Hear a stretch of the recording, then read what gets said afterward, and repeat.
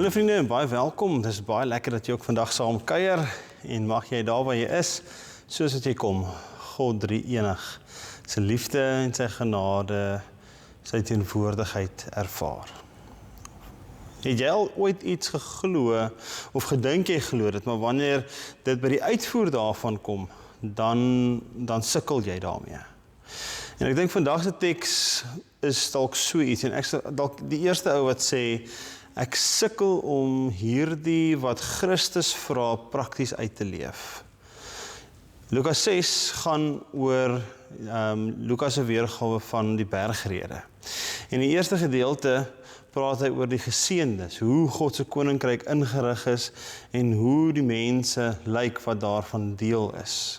En dan gaan hy oor na die praktiese van die koninkryk en dit gaan ons vandag dan bietjie oor gesels. So kom ons lees saam uit Lukas 6 en ons lees daarvan vers 28 af. Maar vir julle wat na my luister sê ek, julle moet julle vyande lief hê.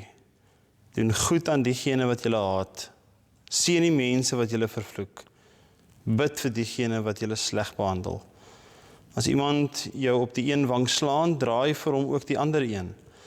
En as iemand jou bokleed vat, moet hom ook jou onderkleed nie weier nie. Gee aan elkeen wat iets van jou vra, en wanneer iemand vat wat aan jou behoort, moet jy dit nie terugeis nie. Soos julle wil hê die mense aan julle moet doen, doen ook so aan hulle. As julle diegene liefhet wat vir julle liefhet, hoe kan julle enige dank verwag? Want ook die sondaars het diegene lief wat hulle liefhet. En as julle net goeie dinge doen vir die mense wat goeie dinge vir julle doen, hoe kan julle enige dank verwag? Die sondaars doen dieselfde. En as julle net geld uitleen aan mense van wie julle hoop om dit terug te kry, hoe kan julle enige dank verwag? Sondaars leen ook aan sondaars, solank hulle maar net dieselfde bedrag kan terugkry. Nee, julle moet julle vyande lief hê, doen goeie dade en leen uit sonder om iets terug te verwag.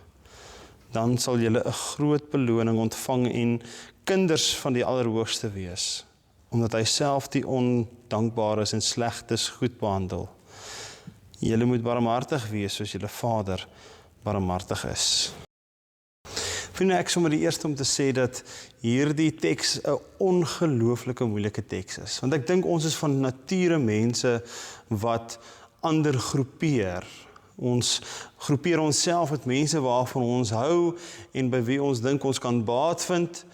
En dan groepeer ons ander mense buite daai sirkel, of volgens kultuur, of ras, of klas, of in die groepie van mense wat iets teenoor my gedoen het, onreg teenoor my gepleeg het. En daarom is hierdie ongelooflik moeilik, want ons is van nature hierdie mense wat sommige mense insluit en ander mense uitsluit. Wat sekere reëls en regulasies het van wie deel is van my groepie en ander uitstoot wat nie goed genoeg is of van wie ek nie hou nie. En Christus kom daag die gemeenskap van gelowiges hier uit en sê dat die koninkryk van God lyk anders. Dat in die koninkryk van God moet ons vyande lief hê. In die koninkryk van God moet ons leen sonder om terug te verwag. Gee sonder om terug te verwag. Doen sonder dat ons enigstens verdienste probeer terugkry. En hierdie is 'n ongelooflike moeilike konsep, veral in ons wêreld, waar ons as gelowiges leef en nog steeds in die wêreldse stelsel moet handel en wandel. Ons moet werk en sodat ons geld kan terug ontvang en sodat ons onsself verder in die lewe kan onderhou. Maar Christus sê dat mense wat hom volg is anders. Sy koninkryk lyk anders en sy koninkryk funksioneer anders. En daarom sê Jesus vir sy disippels en almal wat hom volg dat ons moet anders in die wêreld wees. En dan kontrasteer hy die koninkryk van God en volgelinge van hom met die sondaars. En nou mag ons dink dat Jesus ook groepeer, maar hy groepeer bietjie anders as wat ons groepeer. Hy oordeel nie soos ons nie. Hy probeer iets illustreer. Deurdat hy sê, wanneer ons geld uitleen, moenie dit leen om dit terug te verwag nie. Of as ons mense lief het, moenie hulle lief hê omdat ons liefde terug verwag nie, want die sondaars doen dit ook. Die res van die wêreld doen dit ook. Hy sê, doen dit sonder om iets terug te verwag, want daaraan gaan mense ons sien vir wie ons is en in die manier wat ons vrug dra en hoe ons leef. Julle moet julle vyande lief hê. Jesus sê vir sy disippels, as jy my volg, wees anders in hierdie wêreld. En dan sê hy 'n baie interessante ding, hy kontrasteer die goue reël. Hy sê dit anders. Die goue reël het die fariseërs en die skrifgeleerdes ook gewoonlik gesê. Hulle het gesê, moenie iets doen aan iemand wat jy nie aan jouself gedoen wil hê nie. Maar Jesus kom en draai dit om en hy sê, doen goeders wat jy hê ander aan jou moet doen. En wat doen Jesus in wese hierso?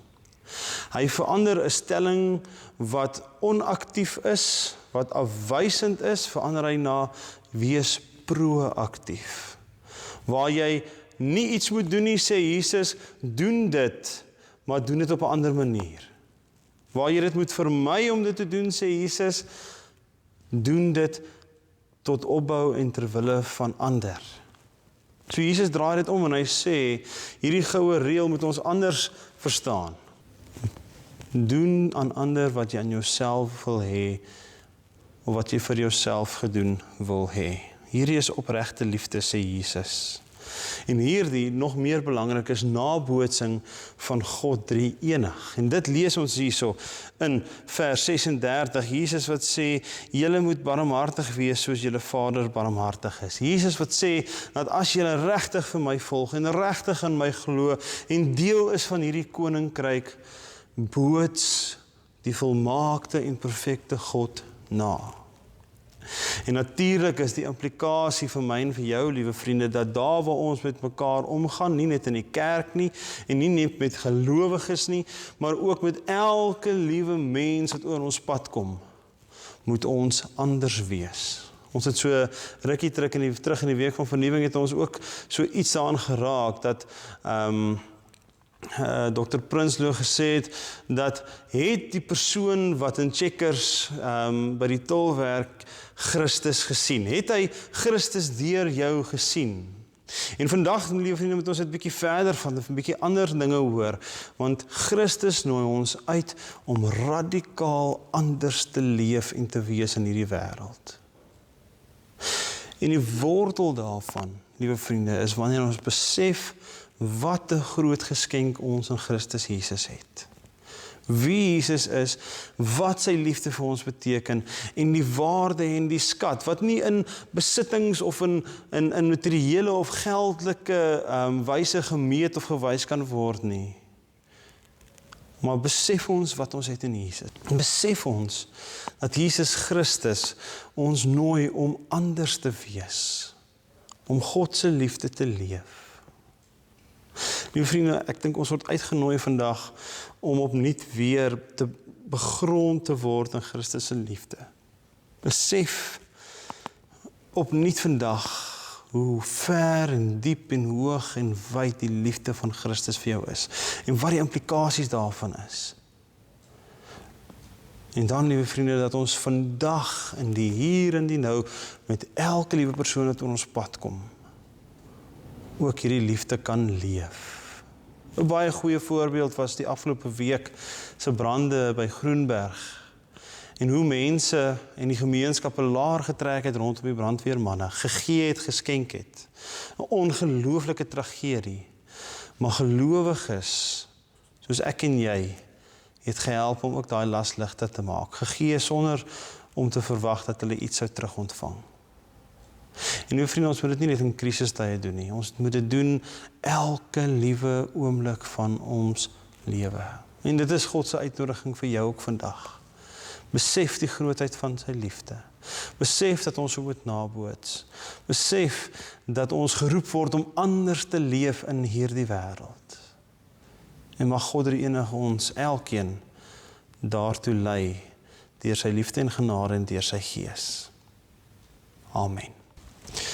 Dankie Here vir die voorreg wat ons het om u kinders te wees. Dat ons kan leef en woeker en werk hier in die koninkryk, hier waar hy ons geplaas het. En Here gee dat ons opnuut sal besef dat wanneer ons deel is van die koninkryk, dan vra u opofferende liefde. U roep ons tot opofferende liefde. Om nie maar net nog soos die wêreld te maak nie, Here, maar om anders te wees en om daardie liefde te gaan leef. Ons weet die geloofsgemeenskap is 'n anderse gemeenskap.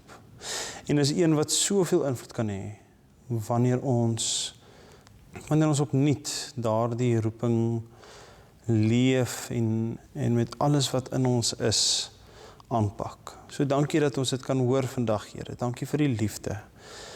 Gee dat ons oortuig sal word dat ons roeping as u kinders word gekenmerk deur die vrug wat ons dra, hoe ons met ander omgaan en hoe ons in hierdie wêreld leef. Help ons om dit ook te kan doen. Amen.